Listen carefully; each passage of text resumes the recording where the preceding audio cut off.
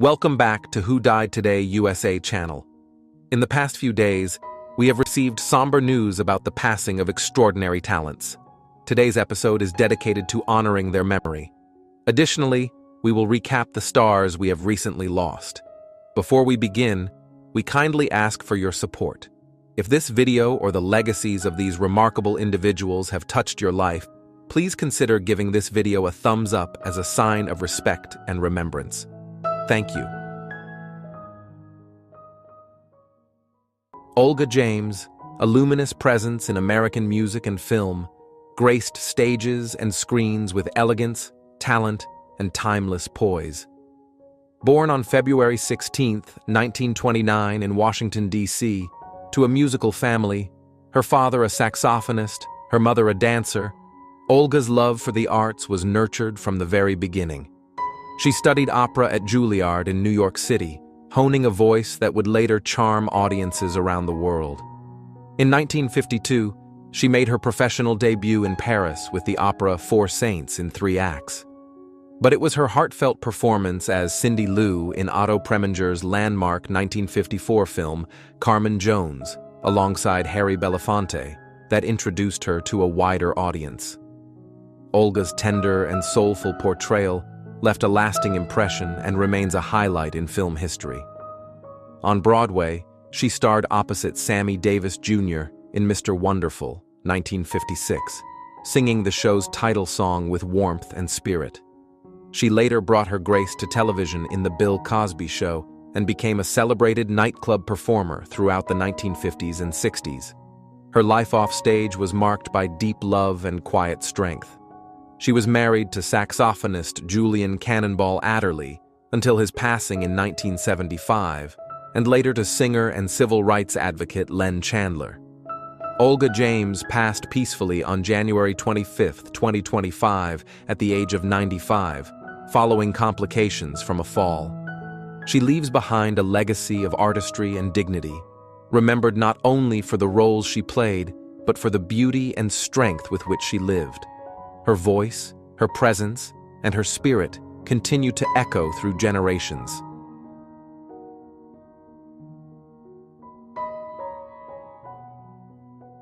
Charlie Scalise, remembered fondly for his roles in The Wire and The Sopranos, lived a life rooted in family, faith, and quiet perseverance. Born on July 19, 1940 in South Philadelphia, Charlie's earliest stage was the pool hall above which he grew up, entertaining patrons with jokes and impressions. That joyful spirit would later define his career and legacy.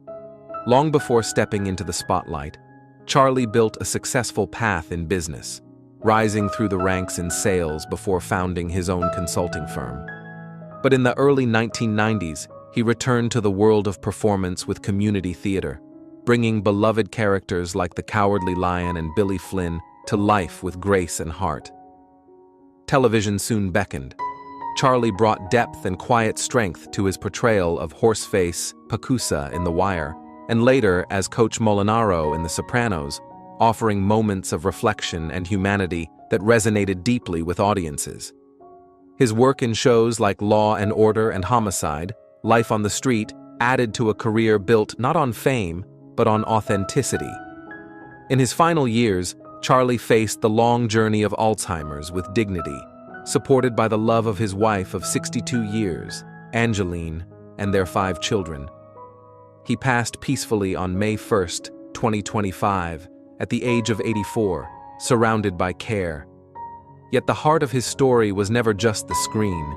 It was the dinner table, the family gatherings, the stories shared and remembered.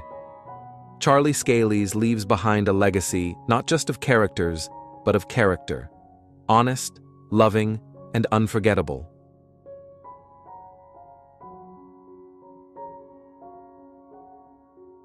Devin Hargis, born July 29, 1983, in Lubbock, Texas, carried the rugged spirit of the open plains into every role he played. Just 3 days after he was born, his father lifted him and his sister onto horseback, a moment that marked the beginning of a life rooted in grit, humility, and quiet determination. Devin's journey to the screen was far from easy. From performing in small theaters in Texas to off-Broadway stages in New York City, he embraced every opportunity with resolve. With no shortcuts or spotlight early on, he built his career the hard way, through passion, discipline, and tireless effort. His breakout came as the legendary boxer Jack Dempsey in HBO's Boardwalk Empire, a role that showcased his ability to channel strength and vulnerability in equal measure. Audiences later came to know him as Pete Baylor in NBC's Manifest, and through appearances in Gotham, Orange is the New Black, Daredevil, and more. Beyond the screen, Devon was a devoted student of martial arts and a familiar face at the local gym, finding stability and focus through physical discipline. His friends and colleagues remember him as someone who poured his heart into his work, always striving to grow, always lifting those around him. In the winter before his passing on May 27, 2025, Devon faced complications from a serious illness. Even then, he remained grounded, generous, and quietly brave. Devon leaves behind not just a body of work, but a legacy of integrity, perseverance, and kindness. His story reminds us that even the quietest voices can leave a powerful echo.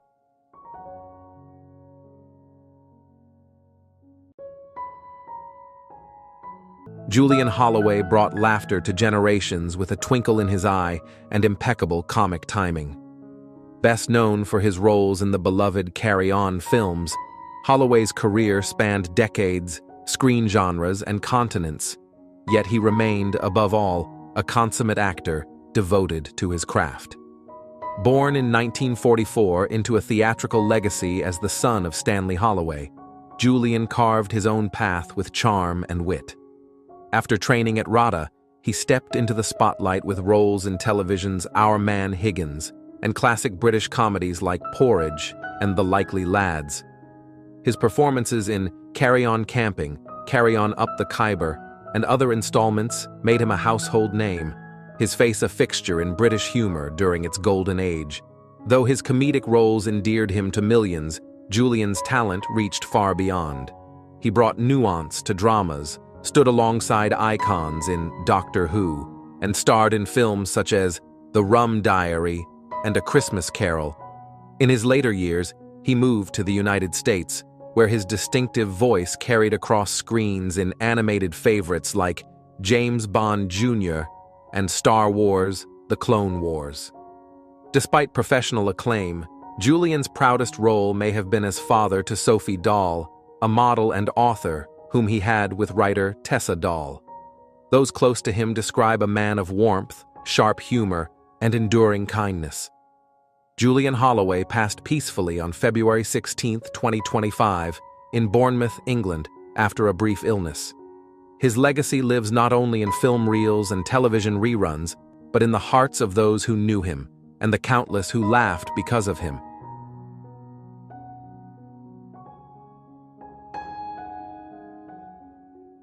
Michael Brewer's voice carried more than melody.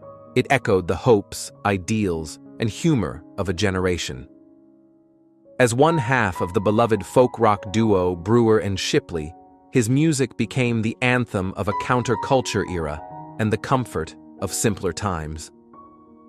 With One Toke Over the Line, Michael captured a moment in American life that was as joyful as it was rebellious, earning a place in the hearts of listeners everywhere. Born in Oklahoma City in 1944, Michael's path began in coffee houses and nightclubs, where he strummed his guitar and sang songs that spoke to peace, protest, and the pursuit of something more. When he joined forces with Tom Shipley, a lifelong friend and musical partner, their harmonies and wit resonated deeply with fans across the country. Together, they defied expectations, writing songs that challenged authority and lifted spirits. Their 1971 hit, written in a moment of laughter and camaraderie, became both controversial and iconic. One Toke Over the Line was more than a tune. It was a reflection of the times, banned by some, beloved by many. And despite challenges, including government scrutiny and evolving music trends, Michael stood by his art with quiet pride. Even after the charts faded, his music endured. Brewer and Shipley reunited, performed for devoted audiences, and continued recording, reminding the world that their message still mattered. Michael also released heartfelt solo albums, all reflecting his unmistakable style. After facing multiple illnesses over the past 3 years, Michael passed peacefully in December 2024 at the age of 80. He left behind not just a catalog of songs, but a legacy of authenticity, laughter, and deep connection with his audience. In every lyric, his spirit lingers, still singing, still smiling, still one beat over the line.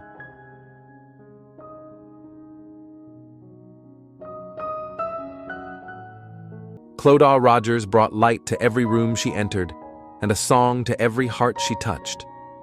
From the moment she stepped onto the stage as the United Kingdom's Eurovision representative in 1971, singing the unforgettable Jack in the Box, she captivated audiences with her voice, charm, and indomitable spirit. Though she placed fourth in the contest, the song became a beloved hit, launching her into a whirlwind career that lit up British television and theatre for decades. Born in Warrenpoint, Northern Ireland in 1947, Clodagh's rise wasn't without hardship. At a time of deep division in her homeland, her decision to represent the UK in Eurovision brought her both acclaim and risk. Despite facing threats, she stood tall, graceful, resilient, and determined to share her music. Her success soared in the 1960s and 70s with chart hits like Come Back and Shake Me and Goodnight Midnight. She graced popular TV programs, headlined West End shows, and even became the face of Bisto Gravy, a household name whose warmth and presence became part of daily life. But beyond the spotlight, she was a devoted mother and a pillar of strength for her family. Clodagh passed peacefully on April 18, 2025, after a 3-year illness, surrounded by those who loved her most. Her son described her as the rock of this family, a woman who gave her life to music, to joy, and to her 2 sons. She leaves behind a legacy not just of performance, but of courage, laughter, and enduring love. In every note she sang and every stage she graced, Clodagh Rogers left behind a melody that will forever echo in the hearts of those who listened.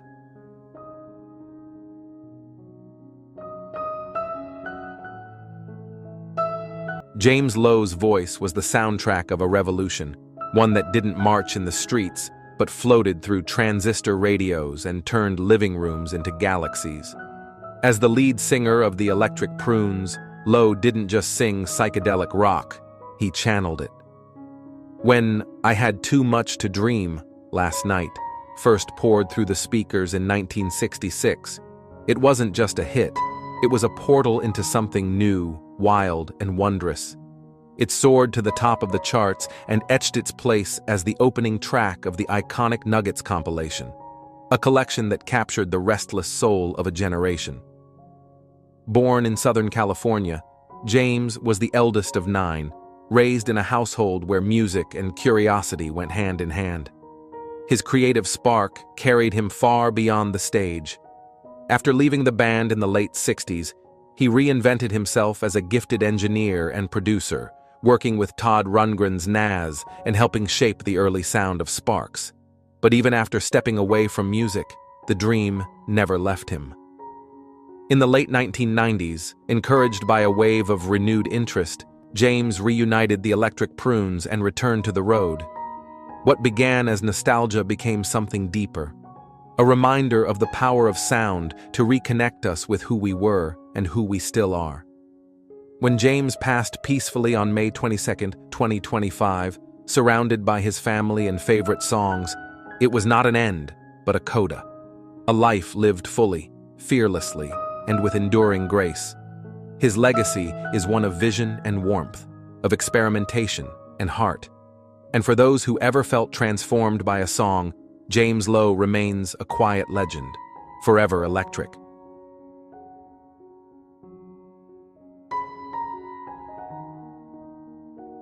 John Sykes, born in Reading, England in 1959, was more than a guitarist. He was a force of passion, precision, and melody. From his early days with the Tigers of Pantang to his unforgettable work with Thin Lizzy and Whitesnake, Sykes brought both fire and soul to rock music, shaping a sound that still echoes across generations. His talent first drew wide acclaim when he joined Thin Lizzy in 1982, contributing to their final album, Thunder and Lightning, and adding a new intensity to the band's legendary farewell tour. It was with Whitesnake, however, that he helped craft something extraordinary. Their 1987 self-titled album, featuring hits like Still of the Night and Is This Love, sold over 20 million copies worldwide, with Sykes co-writing much of its success. But the journey wasn't without hardship. After recording the album, he was unexpectedly dismissed from the band. The fallout was personal and painful, yet Sykes moved forward, forming Blue Murder and pursuing solo work. While commercial success came and went, his artistry never wavered, and neither did the loyalty of his fans. In January 2025, John Sykes passed away at the age of 65 after a hard-fought battle with cancer. In his final days, he expressed deep gratitude for the support that carried him through the highs and lows of a remarkable career. Sykes was remembered not just for his virtuosity, but for his humility, his fierce loyalty, and the undeniable light he brought to the stage. His music endures, a testament to the heart behind every note. John Sykes lived loudly, loved deeply, and played with soul. His sound lives on.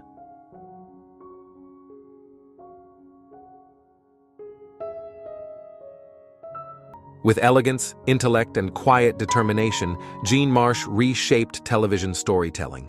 One idea, one character at a time. Best known as the co-creator and star of Upstairs, Downstairs, Gene gave voice to those so often overlooked in history. The people behind the scenes, the lives below the stairs. Born in London in 1934, Jean grew up during the Blitz and began ballet classes at age 7, not for art's sake, but to regain her strength after childhood illness. That resilience would echo throughout her life. She chose the path of performance, carving out a space for herself in theater, television, and film during a time when working-class women rarely had the opportunity to create their own narratives. In 1971, alongside close friend Eileen Atkins, Gene launched Upstairs, Downstairs, a drama that explored class and human dignity in Edwardian England. Her portrayal of Rose, the head parlor maid, earned her an Emmy in 1975 and admiration on both sides of the Atlantic. She returned as Rose in the 2010 revival, once again showing that compassion and quiet strength are timeless. Gene's talents extended far beyond acting. She co-created The House of Eliot, performed alongside legends like John Gielgud and Laurence Olivier, and published novels that let her characters live in their own truth, even surprising her along the way. In her final years, Jean lived with complications from dementia and passed peacefully at her London home, lovingly cared for and remembered by dear friends. Jean Marsh was not just a storyteller, she was a voice for those rarely heard. Her legacy lies in the characters she gave life to and the doors she opened for others to dream, create, and be seen.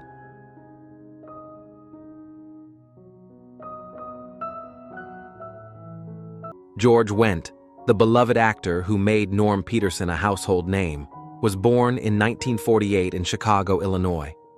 With deep Midwestern roots and a down-to-earth charm, George brought authenticity and warmth to every role he played. For over a decade, he welcomed audiences into the world of Cheers, portraying Norm with humor, heart, and impeccable timing. The role earned him 6 Emmy nominations and a permanent place in television history. But George's journey to that iconic bar stool was far from simple. He began his career in comedy with Chicago's legendary Second City, honing his skills in improvisation and storytelling. It was there that he discovered a love for performance that would guide his path through the ever-shifting world of show business. Like many actors, he faced rejection and uncertainty, but George never lost his grounding or his sense of joy. Beyond the screen, George was known as a generous friend and devoted family man. He inspired his nephew, actor Jason Sudeikis, and served as a quiet example of how talent and humility can go hand in hand. Jason remembered him not just as an uncle, but as a role model, proof that an acting career was not only possible, but meaningful. George Wendt passed away peacefully in his sleep on May 20th, 2025, at age 76. In life and in art, he gave people a reason to smile, whether delivering a quick one-liner or simply walking into the bar with that familiar Norm greeting. He made us feel like we belonged. His legacy endures in laughter, friendship, and the memory of a man who made us feel right at home.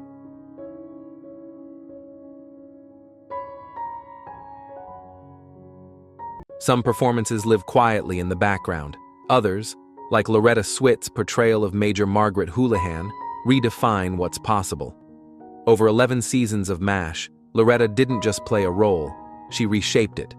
What began as a caricature became, in her hands, a complex, driven, deeply human woman, thanks to an actor who believed her character deserved more. Her castmates noticed.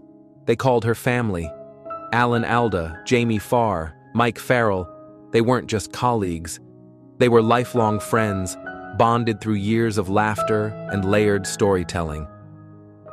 She made the most of her time here, Alda wrote, honoring the way Loretta helped evolve Hot Lips into simply, proudly, Margaret. Off-screen, Loretta's compassion extended far beyond the soundstage. A tireless advocate for animal rights, she gave voice to those who couldn't speak for themselves. Whether working with PETA or serving on the board of Actors and Others for Animals, she brought the same integrity and fire that fueled her acting. Loretta Swit passed peacefully on May 30th in New York City, leaving behind not only an unforgettable body of work, but a legacy of strength, humor, and purpose. Her Emmy wins, her films, her activism, these are chapters in a life fully lived. But perhaps her greatest role was as a friend, a mentor, and a woman who stood tall, on and off screen, showing that true impact comes not just from being seen, but from being true. And in every rerun, every laugh, every quiet moment of grace, Loretta's light shines on.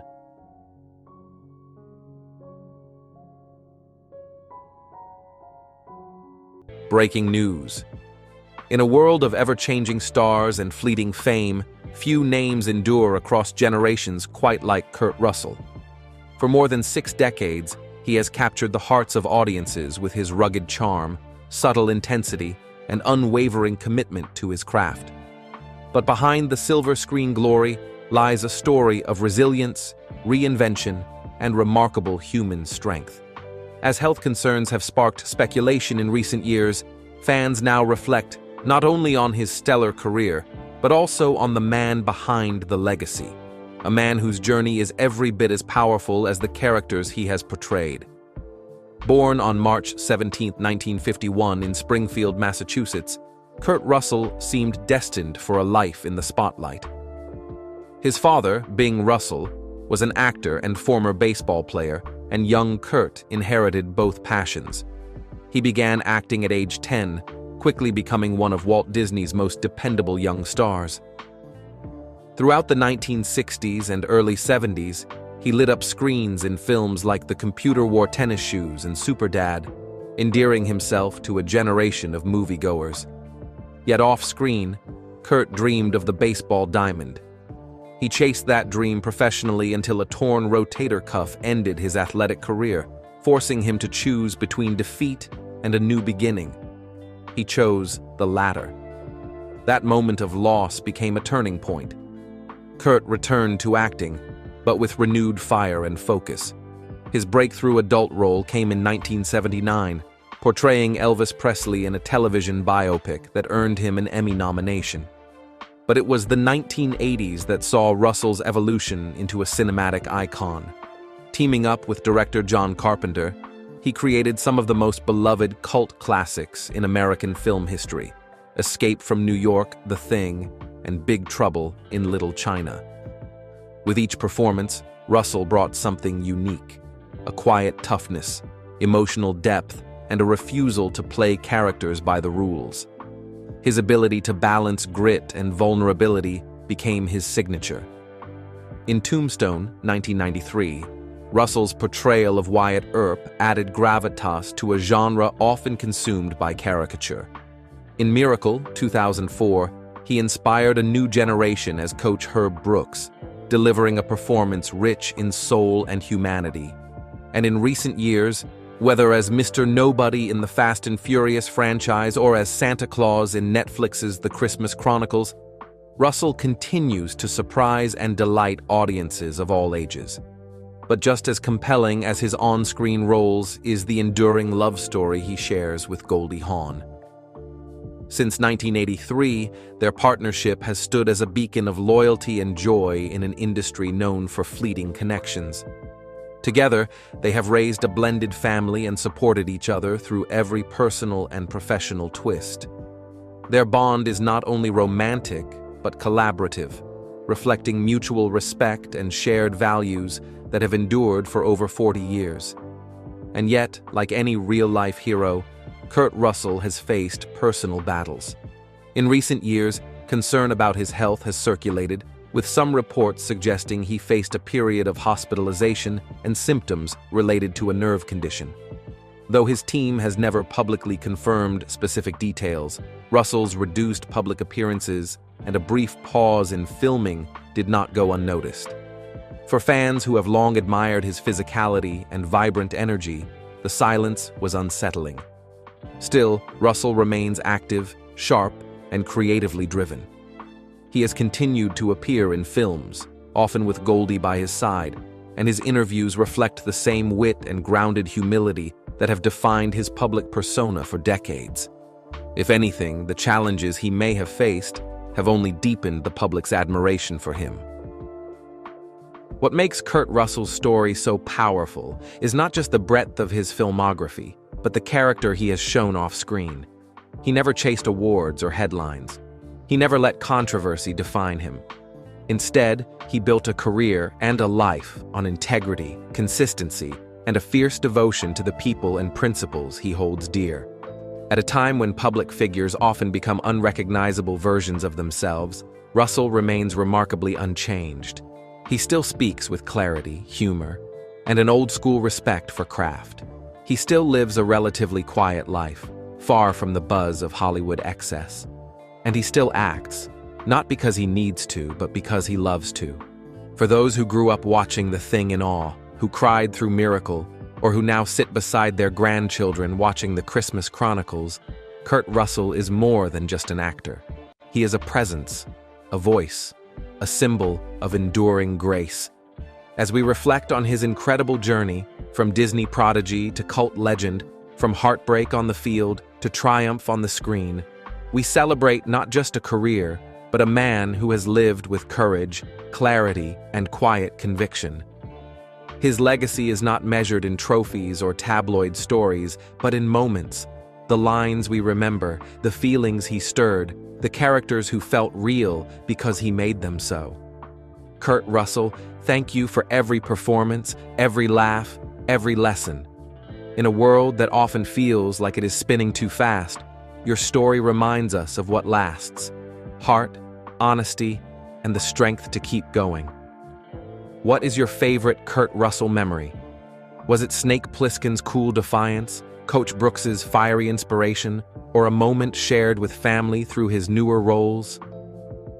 Share your reflections below, and let us know which screen legend you want to revisit next as we continue honoring the timeless heroes of Hollywood.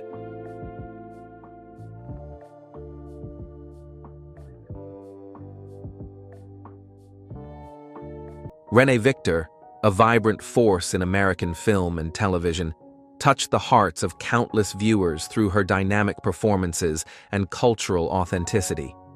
Born in San Antonio, Texas, on July 25, 1938, she began her career as a singer and dancer, gracing stages with the elegance of Latin rhythms alongside her husband in the beloved duo Ray and Renee.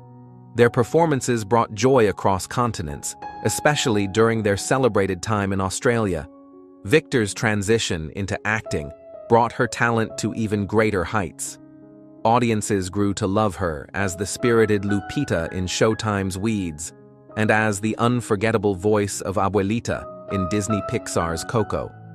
With warmth, humor, and heart, she gave life to characters that reflected the strength and spirit of family, tradition, and love. Her performance in Coco helped bring the richness of Mexican culture to the world, making her a cherished part of the Pixar family. Her journey was not without trials. In her later years, Victor faced significant health challenges, including a long battle with lymphoma. Yet, she remained steadfast in her passion, continuing to act and inspire even into her 80s. Just last year, she was honored with a Lifetime Achievement Award, a fitting tribute to her decades-long contribution to the arts. Renee Victor passed away peacefully at her home in Sherman Oaks, California, on May 30th, 2025, surrounded by her loving family. Her legacy lives on through every scene, every line, and every memory she leaves behind. She will be remembered for her grace, her voice, and the vibrant spirit that brought generations together.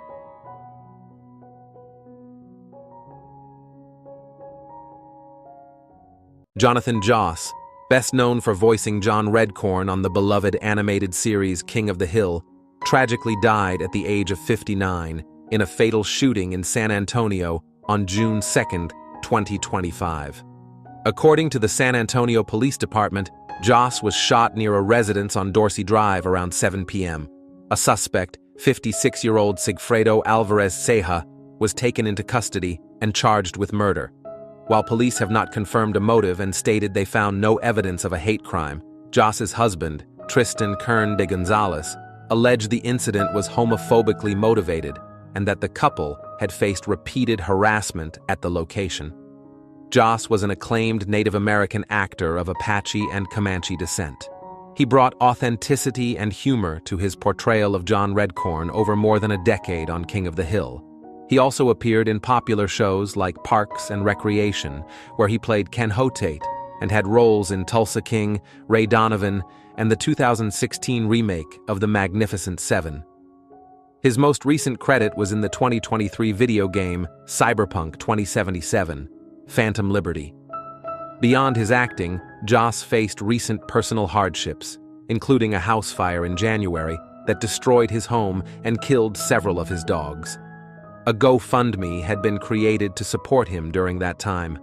Joss was set to reprise his role as John Redcorn in the upcoming King of the Hill revival on Hulu, expected to premiere in August 2025. His sudden and violent death has left fans and colleagues in shock, with tributes highlighting his unique talent and the cultural importance of his work. He is remembered not only for his performances, but also for his courage, with his husband stating that Joss pushed him out of the line of fire to save his life.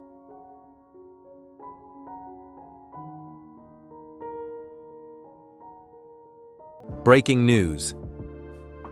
In the world of country music, few voices have carried as much soul, conviction, and grace as Randy Travis. With a signature baritone and a heart rooted in faith and storytelling, Travis shaped an entire era of neo-traditional country music. But behind the awards, the chart-topping hits, and the standing ovations is a man who faced one of life's toughest challenges and chose to fight, not just for his music, but for his very ability to speak and stand. How does a singer recover when silence suddenly takes his stage? Randy Travis's journey may hold the answer. Born on May 4, 1959, in Marshville, North Carolina, Randy Bruce Trawick grew up surrounded by gospel and country melodies. Though his early life was marred by rebellious choices and run-ins with the law, it was his raw talent that caught the attention of Elizabeth "Lib" Hatcher, the woman who would become his manager and later his wife. With her guidance, Travis moved to Nashville, and in 1986, the release of Storms of Life launched him into superstardom. His deep, emotional delivery on tracks like Forever and Ever Amen, Diggin' Up Bones, and deeper than the holler, gave voice to a generation craving sincerity. He helped revitalize traditional country music during a time when pop country dominated the airwaves. With 7 Grammy Awards, a star on the Hollywood Walk of Fame, and a place in the Country Music Hall of Fame, Randy Travis was not just a singer, he was the soul of a movement. Do you remember the first time you heard "Forever and Ever, Amen"? How did Randy's voice make you feel in that moment? But fame does not shield one from adversity. In 2013, Randy's world was upended by a series of cascading health crises. First came viral cardiomyopathy, which weakened his heart and led to congestive failure. Then, a massive stroke struck, leaving him in a coma and with a grim prognosis. Doctors questioned whether he would ever walk, talk, or sing again. For a man whose life revolved around voice and rhythm, the silence that followed was devastating. Yet, Randy refused to give in. With his wife Mary Davis by his side, he embarked on a long, grueling path to recovery. Therapy sessions became his new concert halls, and every small word uttered was a note reclaimed. Though he lost much of his speech and mobility, his spirit remained unshaken. Fans rallied, peers paid tribute, and country music embraced him with open arms. Have you or someone you love faced a challenge that seemed insurmountable? What helped you keep going? While he could no longer perform in the traditional sense, Randy made appearances at award shows and special events, receiving standing ovations simply for walking onto a stage. In 2016, he was inducted into the Country Music Hall of Fame, where he brought the audience to tears by singing a line from "Amazing Grace." It was raw, it was imperfect, and it was a miracle. Then came the next chapter, and it was powered by innovation. In 2024, using artificial intelligence, Randy Travis released a new song, "Where That Came From." Carefully crafted with AI technology trained on his earlier recordings, the track allowed his voice to sing once more. It marked a new kind of comeback, one that bridged heart and hardware, memory and music. The release was met with awe and gratitude, not just for the technology, but for the courage behind it. What do you think about using technology to preserve an artist's voice? Is it a beautiful tribute, or something more? Alongside this, a biopic is in the works, set to bring his life story to the big screen. Titled "Forever and Ever, Amen," the film aims to honor both the brilliance of his music and the resilience of his spirit. Country singer Clay Walker has been cast to portray Randy in his later years, adding a layer of authenticity that fans will appreciate. Today, Randy Travis may speak fewer words, but his message echoes louder than ever. He and Mary Davis have become passionate advocates for stroke awareness and aphasia research, using their platform to educate and uplift. Through the Randy Travis Foundation, they support music education and health initiatives, ensuring his legacy sings far beyond the radio waves. And what a legacy it is. From the quiet roads of North Carolina to the grand stages of Nashville, from silence back to song, Randy Travis's life has never followed an easy rhythm. But it has always been honest, heartfelt, and true.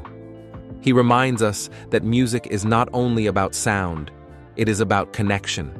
It is the voice we share when words are lost. It is the fight we choose when no one is watching. What lesson from Randy's journey speaks to you most? Is it his faith, his perseverance, or the love that carried him through? As fans, we remember the melodies, but we also remember the man who sang them with every ounce of his soul, and who, when stripped of everything, still stood tall with grace. What is your favorite Randy Travis memory? Was it the first time you heard that timeless baritone? Or maybe that moment he sang again after so many years? Share your stories in the comments below and let us celebrate a legend whose voice continues to heal, inspire, and endure. And if Randy's story has moved you, subscribe to our channel for more powerful tributes to the artists who remind us what it means to be human and to never stop singing.